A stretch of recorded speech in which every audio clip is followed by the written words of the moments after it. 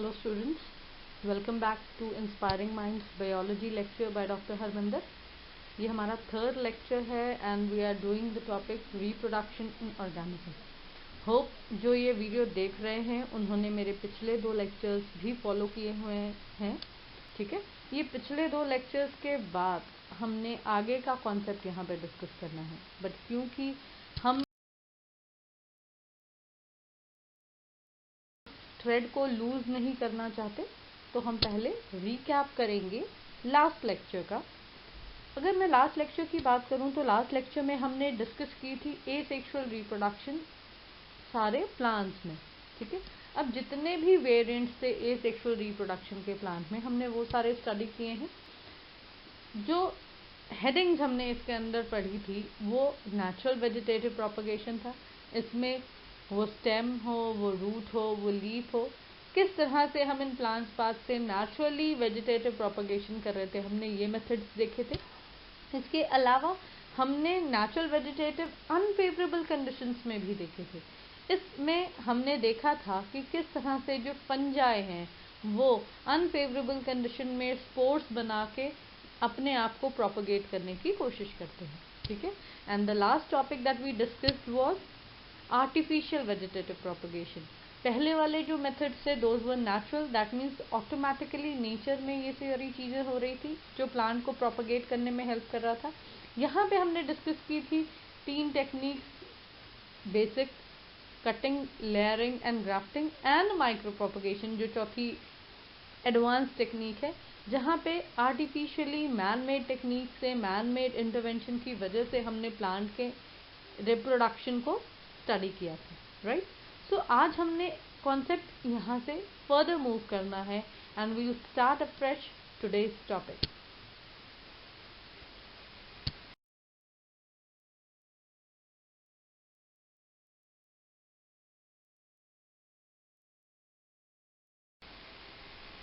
Okay, तो आज हमने जो टॉपिक डिस्कस करना है that is sexual reproduction in higher organism.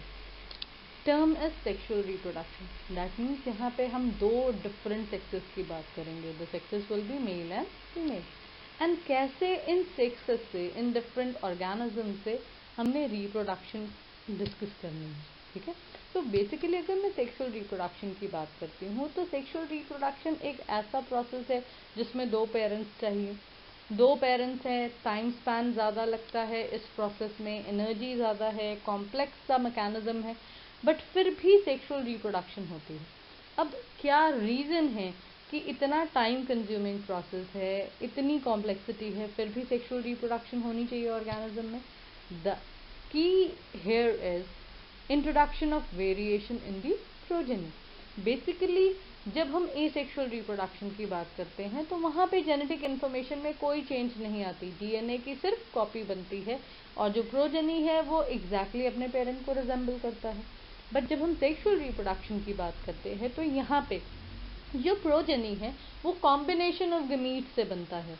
Male members male gamete के थ्रू अपनी जेनेटिक इन्फॉर्मेशन ट्रांसफ़र करते हैं. फीमेल मेंबर्स अपनी डीएनए या अपने कैरेक्टर्स को फीमेल गमीट के थ्रू ट्रांसफ़र करते हैं. और जब जाइगोट बनता है तो वो किनसे बनता है? मेल एंड फीमेल गमीट के फ्यूजन से. सो जब 2 अलग अलग सोर्सेज से आए गमीट फ्यूज होते हैं, कंबाइन करते हैं, तो ऑब्वियसली जो जाइगोट है, जो आगे ऑफस्प्रिंग में कन्वर्ट होने वाला है, वहाँ पे जो कैरेक्टर्स हैं वो चेंज हो जाएंगे. Those will be a combination of characters from both the parents. So इस कॉम्बिनेशन की वजह से जो प्रोजेनी है उसमें स्लाइट चेंज होता है, that is called variation. And अगर मैं इन वेरिएशंस की बात करती हूँ तो ये वेरिएशंस क्यों इम्पोर्टेंट है? बेसिकली ये जो वेरिएशन है जब एक्यूमुलेट होते रहते हैं स्पीशीज में over a longer period of time, they lead to evolution. ये वेरिएशन उनको सर्वाइवल एडवांटेज देते हैं. ये हम लेटर ऑन सीखेंगे आगे वाले यूनिट्स में कि किस तरह से जो वेरिएशन है वो एवोल्यूशन कॉज करता है. एंड जो एवोल्यूशन है that helps the progeny to survive better. ठीक है, सो अगर मैं सेक्सुअल रिप्रोडक्शन की बात करूं तो सेक्सुअल रिप्रोडक्शन होने का सबसे इम्पॉर्टेंट रीज़न क्या है? वेरिएशन, क्योंकि ये जो वेरिएशन है ये हमारे लिए बहुत ही बेनिफिशियल है। अगर मैं सेक्सुअल रिप्रोडक्शन की बात करती हूँ तो हमने दो इम्पॉर्टेंट टर्म भी इसके साथ सीखने हैं।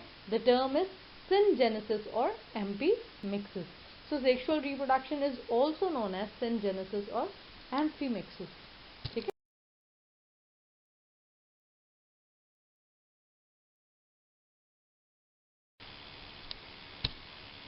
Sexual reproduction. The mode of reproduction which involves the formation of male and female gametes either by same individual or different individuals of opposite sex is known as sexual reproduction. अब अगर मैं statement की बात करती हूँ तो यहाँ पे हमने क्या लिखा है? एक ऐसा मेथड जहाँ पे मेल एंड फीमेल गेमीट्स बनेंगे। ठीक है, अब ये मेल एंड फीमेल गेमीट किस सोर्स से आएंगे? इंडिविजुअल सेम भी हो सकता है, डिफरेंट भी। ये same individual and different individuals क्या कहने की कोशिश कर रहे हैं कि या जो सोर्स है गेमीट्स का वो बाइसेक्सुअल हो सकता है या यूनिसेक्सुअल। ये तो टर्म हमने डिटेल में पीछे समझने हैं, बट बेसिकली कभी कभी ऐसा होता है कि एक ही बॉडी होती है जिसमें मेल सेक्सुअल गेमीट्स भी प्रोड्यूस होते हैं और फीमेल भी, और उनकी फ्यूजन से सेक्सुअल रिप्रोडक्शन होती है। और कभी कभी ये गेमीट तो अलग अलग बॉडी से भी आते हैं। ठीक है, लेकिन जो चीज़ इम्पॉर्टेंट है यहाँ पे, दो तरह के गेमीट्स का होना है। गेमीट ईदर मेल होंगे एंड फीमेल होंगे, और जब ये गेमीट आपस में फ्यूज होंगे तो क्या बनेगा?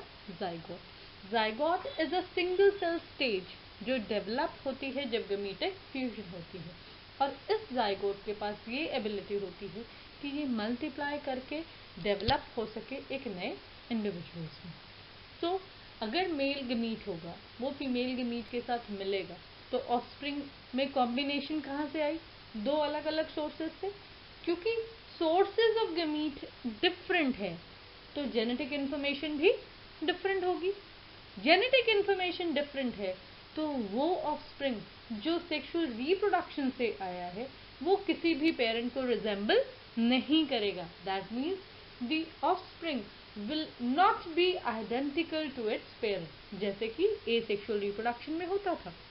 ठीक है, यहाँ पे जो ऑफस्प्रिंग है उसके पास कैरेक्टर है दोनों पेरेंट्स के, इसीलिए वो कुछ फीचर्स मदर के कुछ फीचर्स फादर के शो करेगा, but it will not be identical. ठीक है, अगर मैं सेक्सुअल रिप्रोडक्शन की बात करती हूँ तो सेक्सुअल रिप्रोडक्शन किस तरह की प्रोसेस है? एक elaborate, complex and slow process. Asexual reproduction इसके हिसाब से, इसके कंपैरिजन में कैसी है? कम इलाबोरेट, कम कॉम्प्लेक्सिटी है और थोड़ी सी फास्टर है। लेकिन फिर भी एसेक्सुअल रिप्रोडक्शन से ज़्यादा एडवांटेजेस हैं सेक्सुअल रिप्रोडक्शन में। ये भले इलाबोरेट है, भले ही स्लो है, भले ही कॉम्प्लेक्स है, बट इसमें क्योंकि जेनेटिक रिकॉम्बिनेशन हो रहे हैं, ये जेनेटिक रिकॉम्बिनेशन वेरिएशन कॉज करता है। हमने क्या डिस्कस की थी अभी? Male gamete male character, female gamete female character, लेकिन जो बेबी है वो किसका कैरेक्टर लेगा? Combination of both character from both the sources. क्योंकि ये जेनेटिक रिकॉम्बिनेशन है तो इसकी वजह से जो प्रोजेनी है that will have some variation, और ये जो वेरिएशन है ये बहुत ही इम्पॉर्टेंट है। इम्पॉर्टेंट क्यों? क्योंकि ये वेरिएशन जब लंबे टाइम तक एक्यूमुलेट होती हैं इट लीड्स टू एवोल्यूशन। ठीक है, तो अगर मैं सेक्सुअल रिप्रोडक्शन की बात करूं तो दो तरह के गमीट होंगे, मेल एंड फीमेल। ये गमीट एक बॉडी से ही बन सकते हैं या दो डिफरेंट इंडिविजुअल से भी आए हो सकते हैं, but the nature of gamete, the genetic combination of gamete is always different. और जब ये डिफरेंट कॉम्बिनेशन के गमीट्स आपस में मिलेंगे जो जायगोट बनेगा that will be a new entity. इसीलिए जो ऑफस्प्रिंग आएगा इस जायगोट से उसमें वेरिएशन होगी and it will not resemble any of the parents, right?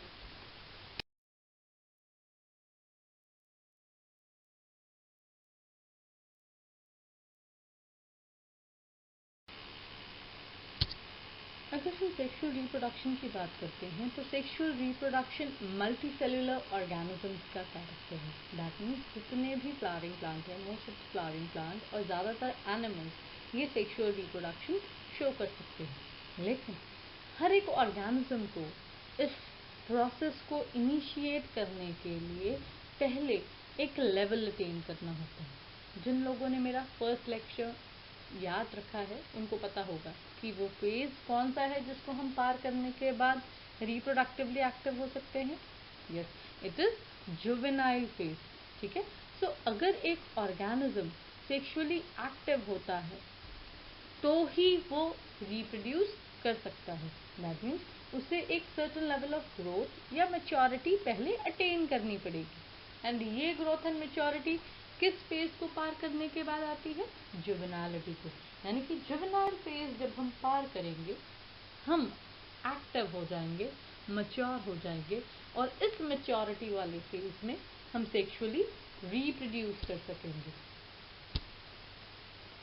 अगर मैं ऑर्गेनिजम्स की बात करती हूँ तो क्या प्लांट्स एंड एनिमल्स में कोई क्लियर कट डिमार्केशन है, कोई क्लियर कट फेजेस है जिनको हम सेक्सुअल मैच्योरिटी कह सकते हैं?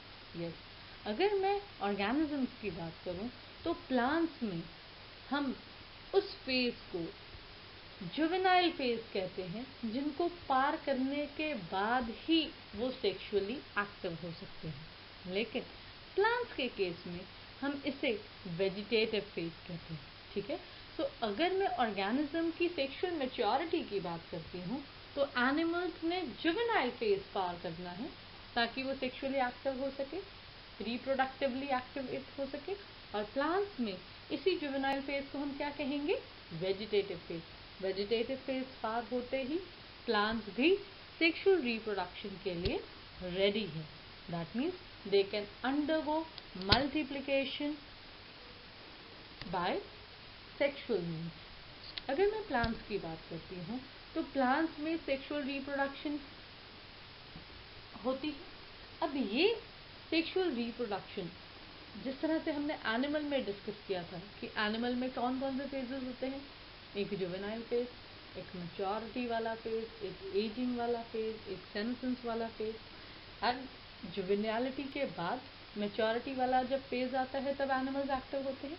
इसी तरह अगर मैं प्लांट्स की बात करूं तो प्लांट्स में भी ये फेजेस एविडेंट होते हैं। दैट मीन्स उनमें जुवेनाइल या वेजिटेटिव फेज एविडेंट होगा, रिप्रोडक्टिव फेज भी एविडेंट होगा और सेनेसेंट फेज भी होंगे। लेकिन ये डिमार्केशन मुझे हर एक कैरेक्टरिस्टिक हर एक प्लांट में नहीं मिलती। यूजुअली ये जो फेजेस हैं क्लियरली एनुअल्स या बाइनियल प्लांट्स में देखे जा सकते हैं, बट जो पेरिनियल प्लांट्स हैं वहाँ पे इन फेजेस की कोई क्लियर कट डिमार्केशन नहीं है। यानी कि अगर मैं प्लांट्स की बात करती हूँ तो प्लांट्स में जो कि पेरिनियल नेचर के हैं आप उनमें vegetative, reproductive and senescent phases को मार्क नहीं करते, क्लियरली मार्क नहीं कर पाते। बट एनुअल्स एंड बाइनियल्स में इन फेजेस को क्लियरली हम डिमार्केट कर सकते हैं। दैट मीन्स अगर कोई एनुअल प्लांट है या बाइनियल प्लांट है तो उसका वेजिटेटिव फेज जब होगा वो कोई भी ग्रोथ, सेक्सुअल रिप्रोडक्शन का फीचर शो नहीं करेगा। जब वो अपने वेजिटेटिव फेज को पार करेगा तो वो रिप्रोडक्टिवली एक्टिवेट होगा, फ्लावर्स होंगे, फ्रूट्स होंगे, ये जितने भी फेजेस आगे फॉलो होने हुए हैं वो सारे फेजेस फॉलो करेगा। एंड सेनेसेंट फेजेस में सारा कुछ विथड्रॉ होना शुरू हो जाएगा।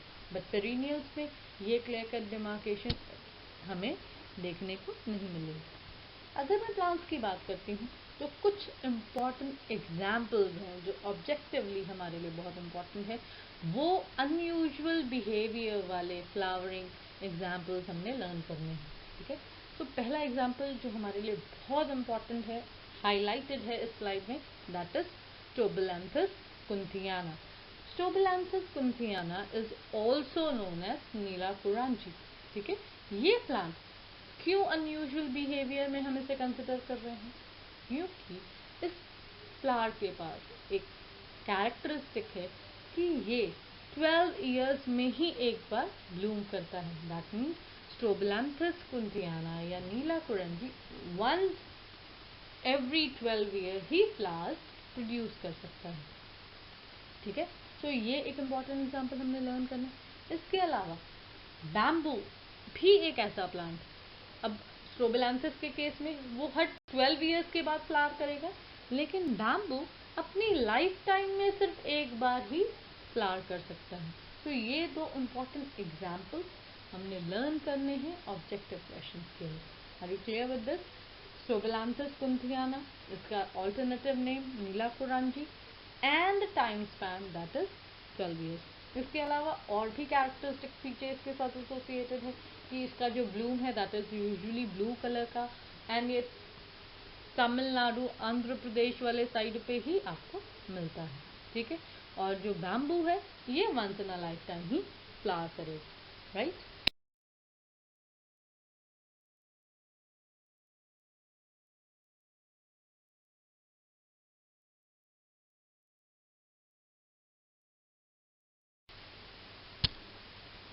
हमने डिस्कस करनी है अब सेक्सुअलिटी इन प्लांट्स। अगर मैं प्लांट्स की बात करती हूँ तो प्लांट्स में ये जो बॉडीज होती हैं, मेल एंड फीमेल बॉडीज, ये एक ही प्लांट पार्ट पे भी हो सकती है या दो अलग अलग प्लांट्स पे भी हो सकती है। ठीक है, सो इसके अकॉर्डिंगली वेदर ये स्ट्रक्चर्स एक बॉडी पे हैं या डिफरेंट बॉडी पे हैं, will discuss the different terms associated. ठीक है, सो अगर मैं फंजाइस की बात करूँ या कुछ प्लांट्स की बात करूँ तो इस केस में जो पेरेंटल बॉडी है इस पे ही मेल एंड फीमेल दोनों ही रिप्रोडक्टिव स्ट्रक्चर्स प्रेजेंट होंगे। तो इस तरह की प्लांट बॉडी को हम क्या कहेंगे? Homothallic. Thallus means body, homo means same, so same body will have both male reproductive structures and female reproductive structures. इस तरह के प्लांट्स के लिए ऑल्टरनेटिव टर्म जो हमने सीखना दैट इज मोनोशियस। इसके कुछ एग्जाम्पल्स हैं जैसे चारा, क्यूकरबीटा, कोकोनट पाम, ये सारे किस तरह के प्लांट्स हैं? मोनोशियस या होमोथैलाई। ठीक है, लेकिन कुछ लोअर प्लांट्स ऐसे भी होते हैं जिनमें मेल रिप्रोडक्टिव स्ट्रक्चर और फीमेल रिप्रोडक्टिव स्ट्रक्चर ये दोनों दो अलग अलग प्लांट बॉडीज में मिलेंगे। इस तरह के प्लांट बॉडीज को हम हेट्रोथैलिक या डायोशियस भी कहते हैं, राइट। तो अगर प्लांट में mail and female reproductive structures एक बॉडी पे हैं, इस तरह के प्लांट्स को हम क्या कहेंगे? मोनोशियस या होमोथैलिक। अगर यही रिप्रोडक्टिव स्ट्रक्चर्स दो अलग अलग प्लांट बॉडीज में है तो इन्हें हम क्या कहेंगे? हेट्रोथैलिक या डायोशियस। हमने ये कॉन्सेप्ट डिफ्रेंसिएशन के एंड पे भी लर्न करना है, दोनों को डिफ्रेंशिएट करना आना चाहिए, what is monoecious, what is dioecious. And ये जो एग्जाम्पल्स यहाँ पे मैंने स्लाइड पे मार्क किए हैं, cucurbit, coconut, marchantia, date palm, ये एग्जाम्पल्स लर्न करने हैं कुछ इम्पॉर्टेंट क्वेश्चंस के लिए। These are very very important examples जो हमने रिटेन करने हैं विद द कॉन्सेप्ट मोनोशियस किसे कहेंगे या होमोथैलिक किसे कहेंगे, हेट्रोथैलिक या डायोशियस क्या होती है। ठीक है, अब ये लोअर प्लांट्स एंड फंजाइस की बात की। एंजियोस्पर्म्स में भी ऐसा कैरेक्टर होता है। अगर मैं एंजियोस्पर्मिक फ्लावर्स की बात करूं तो इस तरह के प्लांट्स में भी ये कैरेक्टर मुझे दिख सकता है। अगर फ्लावर में स्टेमन एंड पिस्टल ये दोनों ही चीजें प्रेजेंट है तो मैं इस तरह के प्लांट को बाइसेक्सुअल फ्लावर्स के साथ लेडन पाऊंगी और हम इसे कंप्लीट फ्लावर भी कहते हैं। लेकिन कुछ एंजियोस्पर्म्स ऐसे भी होते हैं जैसे कि पपाया का या वाटरमेलन या सनफ्लावर का, जहाँ पे या स्टेमन होगा या पिस्टल होगा। सो स्टेमन वाले फ्लावर्स अलग बॉडी पे, प्लांट बॉडी पे, पिस्टल वाले फ्लावर्स अलग प्लांट बॉडी पे। जब इस तरह की डिमार्केशन होती है तो इस तरह के फ्लावर्स को हम क्या कहेंगे? Unisexual flowers. जिसमें सिर्फ स्टेमन होगा उस फ्लावर को हम स्टैमिनेट कह देंगे, या मेल फ्लावर्स वाले फ्लावर्स कह देंगे। जिनमें सिर्फ फीमेल होंगी या पिस्टल्स होंगी उनको हम पिस्टिलेट फ्लावर्स कहेंगे। टू सम अप हम इन फिगर्स को देखते हैं। Look at the figure A. इस फिगर ए में आप क्लियरली डिमार्केट कर सकते हो कि उडगोनियम फीमेल पोर्शन ऊपर है एंड एंथ्रीडियम जो मेल सेक्स ऑर्गन है दैट इज लाइंग बिलो। अब ये दोनों चीजें एक ही प्लांट बॉडी में है, तो ये कैसा प्लांट हो गया? यस, मोनोशियस या होमोथिलिक। अब ये सेकेंड एग्जाम्पल देखो, इस सेकेंड एग्जाम्पल में दो अलग अलग प्लांट बॉडीज है, एक पे बना हुआ है आर्चियोगोनियोफोर और दूसरे पे बना हुआ है एंथ्रीडियोफोर। सो आर्चियोगोनियोफोर एंड एंथ्रीडियोफोर ये मेल एंड फीमेल थैलस को इंडिकेट कर रहे हैं, क्योंकि यहाँ पे male reproductive organ and female reproductive organ दो अलग अलग बॉडी पे है, तो इनको हम डायोशियस या हेट्रोथेलिक प्लांट कहेंगे। Look at this figure of a flower. इस फ्लावर में आपको क्या दिखेगा? जो मेल काउंटर पार्ट है एंड फीमेल काउंटर पार्ट है, ये दोनों ही एक फ्लावर में प्रेजेंट है। That means you can see the anthers and filament of male and stigma style and ovary of female. ये दोनों ही चीजें एक फ्लावर में है, इसीलिए इस तरह के फ्लावर को मैं कैसा फ्लावर कहूंगी? बाइसेक्सुअल फ्लावर या कंप्लीट फ्लावर। लेकिन लेट्स से कि इसमें से हम सारे स्टेमन्स अगर रिमूव कर दें, सिर्फ पिस्टल ही रह जाए, तो ये पिस्टलेट फ्लावर हो जाएगा। और अगर इससे पिस्टल हटा दिया और सिर्फ स्टेमन्स रह जाएंगे, तो हम इसे स्टैमिनेट फ्लावर कहेंगे। तो अगर मैं सेक्सुअलिटी की बात करती हूँ, तो हमने किन टर्म्स पे कंसिडरेशन रखनी है अपनी? Homothallic, monoecious, heterothallic, dioecious, bisexual, unisexual, pistillate, staminate and most importantly ये जो एग्जाम्पल्स यहाँ पे हाईलाइटेड हैं, इन सारे कॉन्सेप्ट्स के अंदर those are to be memorised.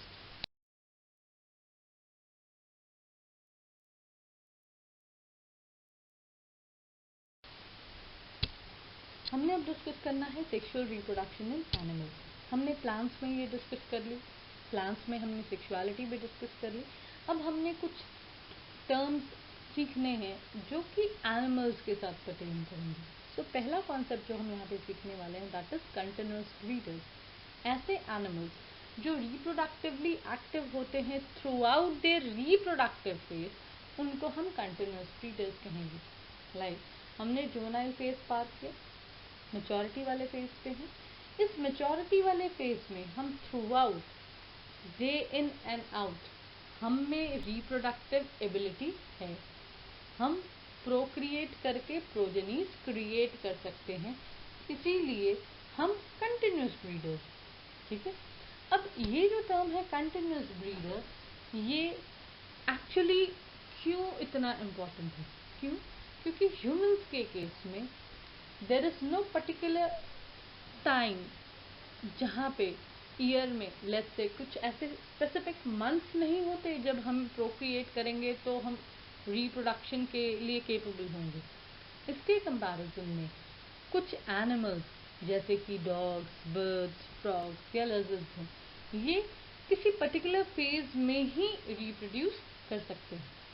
ठीक है, तो ये जो दो कॉन्सेप्ट हैं seasonal breeder and continuous breeder, this is very important.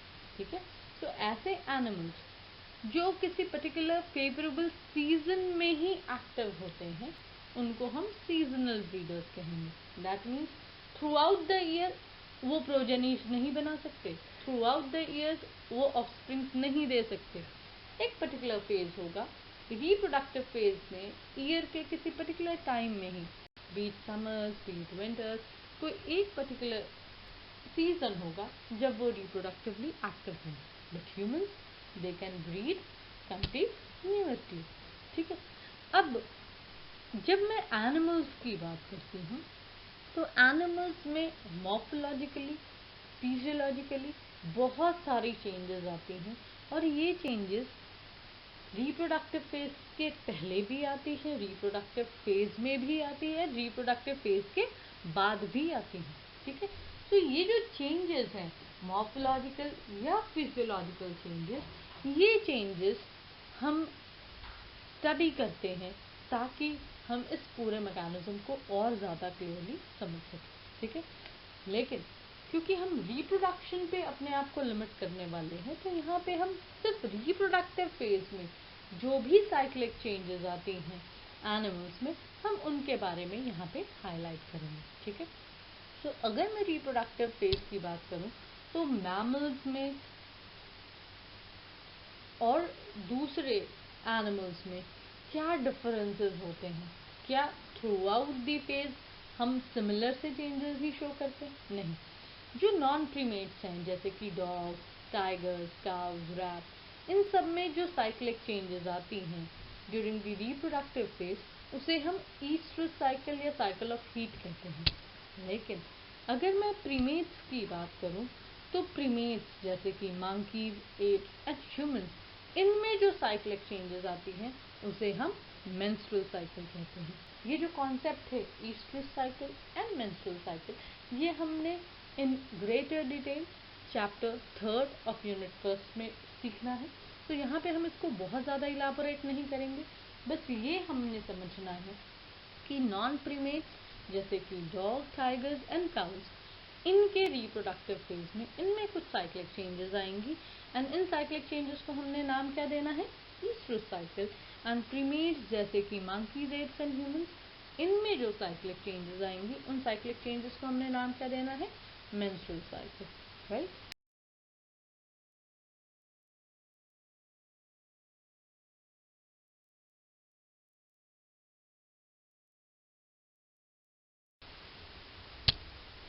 Okay, अब हम बात करेंगे सेक्सुअलिटी इन एनिमल्स। हम रिकॉल करें, हमने प्लांट्स में क्या देखा? प्लांट्स में दो तरह के कंडीशंस अराइज हो रही थी, होमोथेलिक बॉडी या हेटेरोथेलिक बॉडी, या बाइसेक्सुअल फ्लावर्स या यूनिसेक्सुअल फ्लावर्स। इसी तरह से एनिमल्स के केस में भी हमने सेक्सुअलिटी डिस्कस करनी है। बेसिकली अगर मैं सेक्सुअलिटी की बात करूँ तो सेक्सुअलिटी के हिसाब से एनिमल्स को भी हम दो कैटेगरीज में ऐड करेंगे। बाइसेक्सुअल, दैट मीन्स जिनमें बोथ मेल एंड फीमेल होंगे, इनको हम हर्माफ्रोडाइट्स भी कह सकते हैं। एंड यूनिसेक्सुअल एनिमल्स, जहाँ पे दो अलग अलग बॉडी होंगी, मेल की अलग बॉडी एंड फीमेल की अलग बॉडी। ठीक है। अब ये जो कॉन्सेप्ट है सेक्सुअलिटी इन एनिमल्स का, ये हमारे लिए एक बहुत इंपॉर्टेंट कॉन्सेप्ट है, क्योंकि हमने इस कॉन्सेप्ट से रिलेटेड कुछ इंपॉर्टेंट क्वेश्चंस भी यहाँ पे ऑब्जेक्टिव के लिए करने हैं। राइट। तो पहले इन टर्म्स को थोड़ा सा समझ लेते हैं। Bisexual, bi means two. तो यहाँ पे दोनों male and female reproductive organs एक ही इंडिविजुअल्स में होंगे। ऐसे कौन कौन से एग्जाम्पल्स हैं जिनमें हम ये चीज़ें देख सकते हैं? Earthworm, tapeworm, leech and sponges. ठीक है। ये ऐसे ऑर्गेनिज्म हैं जिनमें दोनों ही रिप्रोडक्टिव ऑर्गन एक ही बॉडी के अंदर हमें मिलेंगे। ठीक है। तो फिर यूनिसेक्सुअल क्या हो जाएगा? Uni means one, that means कि एक ही सेक्स होगा एक बॉडी में, यानी कि मेल के लिए एक अलग बॉडी होगी, फीमेल के लिए अलग। ठीक है। अब इन फिगर्स को हम देखते हैं। Look at the figure. First figure, ये फिगर है अर्थवर्म। ठीक है। इस फिगर में हम देख रहे हैं कि यहाँ पे टेस्टिस सैक एंड टेस्टिस नजर आ रही है एंड ओवरीज भी नजर आ रहे हैं। इन दोनों के जो सेगमेंट्स हैं दोज आर डिफरेंट, बट दोनों ही चीजें, male reproductive organ and female reproductive organ, एक ही बॉडी के अंदर है। सो इस तरह के ऑर्गेनिज्म जहाँ पे दोनों ही रिप्रोडक्टिव ऑर्गन एक ही इंडिविजुअल में है, उनको हम बाइसेक्सुअल ऑर्गेनिज्म कहेंगे। राइट। अब ये दूसरा एग्जाम्पल देखें, दूसरा फिगर देखें। This is figure of cockroach. अगर मैं कॉकरोच को क्लोजली स्टडी करने की कोशिश करूं तो इन दोनों कॉकरोचेस में बेसिक डिफरेंसेस हैं। इन डिफरेंसेस के हिसाब से हम ये समझ सकते हैं कि one is indication of a female cockroach and the other is a male cockroach. अब ये जो डिफरेंसेस हैं, ये डिफरेंसेस एक्सटर्नली मुझे नजर आ रहे हैं, तो हम यहाँ पे एक नया टर्म सीखेंगे, that is called sexual dimorphism. Morphic का मतलब होता है आउटवर्ड प्रेजेंटेशन, सेक्सुअल डायमॉर्फिज्म मतलब जो सेक्सेस हैं वो डिफरेंट हैं, दो अलग अलग बॉडीज हैं एंड इन बॉडीज को हम आइडेंटिफाई कर सकते हैं एक्सटर्नली इसीलिए हम क्या कहेंगे, ये क्या एग्जिबिट कर रहे हैं, सेक्सुअल डायमॉर्फिज्म, क्योंकि यहाँ पे दो अलग अलग बॉडीज है, हर एक बॉडी में एक ही तरह का रिप्रोडक्टिव ऑर्गन है, इसीलिए हम इस तरह के इंडिविजुअल्स को यूनिसेक्सुअल्स कहेंगे। अब हम वापस आ जाते हैं अपने इम्पोर्टेंट क्वेश्चंस। अब ये बाइसेक्सुअल का पता होना या यूनिसेक्सुअल का पता होना हमारे लिए कितना इम्पोर्टेंट है, या किस तरह से हमारे मार्क्स के लिए कंट्रीब्यूट करें। आपको क्वेश्चन आ सकता है कि टेपवर्म किस तरह की रिप्रोडक्टिव मैकेनिज्म या टेक्निक को शो करेंगे, सेल्फ फर्टिलाइजेशन होगी या क्रॉस फर्टिलाइजेशन, क्योंकि दोनों ही बॉडीज, दोनों ही रिप्रोडक्टिव ऑर्गन्स एक ही बॉडी के अंदर हैं, तो आंसर कितना एविडेंट हो जाता है कि ये सेल्फ फर्टिलाइजेशन करेंगे, ठीक है। और क्योंकि male cockroach and female cockroach दो अलग अलग बॉडीज में रिप्रोडक्टिव ऑर्गन्स है, तो इनमें मोड ऑफ फर्टिलाइजेशन क्या होगा, क्रॉस फर्टिलाइजेशन। ये क्लियर है। तो जब भी बाइसेक्सुअल इंडिविजुअल्स हमारे ध्यान में आएंगे, हमारे जहन में आएंगे, तो हमने इनके साथ कैसी फर्टिलाइजेशन ऐड करनी है, सेल्फ फर्टिलाइजेशन, ठीक है। और यूनिसेक्सुअल ऑर्गेनिजम्स का नाम जैसे ही हमें स्ट्राइक करेगा तो हमें पता होना चाहिए कि इनमें फर्टिलाइजेशन क्या होगी, cross. But this is not always the case.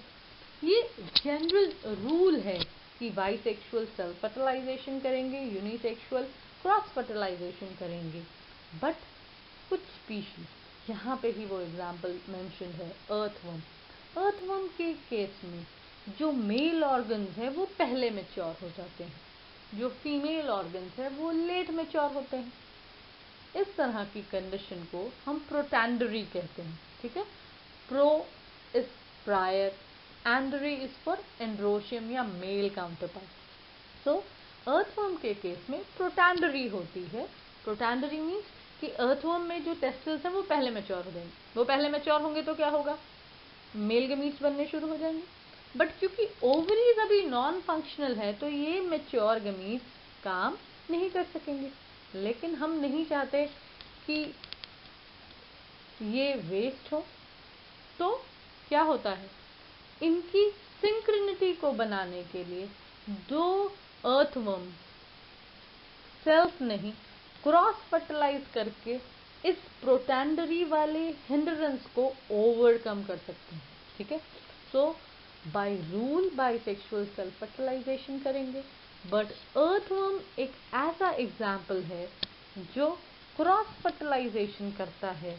क्यों करता है क्रॉस फर्टिलाइजेशन, क्योंकि उसमें प्रोटैंडरी होती है, ठीक है। ऐसे बहुत सारे एग्जाम्पल्स हैं, हम जैसे जैसे चैप्टर्स पढ़ते जाएंगे हम और भी एग्जाम्पल्स सीखेंगे, और ये जो एक्सेप्शनल एग्जाम्पल्स हैं ये हमारे लिए ऑब्जेक्टिव एंड सब्जेक्टिव पेपर के लिए बहुत ही इम्पॉर्टेंट क्वेश्चन है, ठीक है। तो this is the last topic जो आज हमने डिस्कस करना है, सेक्सुअलिटी इन एनिमल्स। दो तरह की species, bisexual and unisexual. Bisexuals को हम हर्माफ्रोडाइट्स भी कहेंगे, एंड यूनिसेक्सुअल्स में हमने जो एग्जाम्पल्स हैं वो लर्न करने हैं, बाइसेक्सुअल के भी एग्जाम्पल्स लर्न करने हैं, right. So thank you and will connect soon with my next video very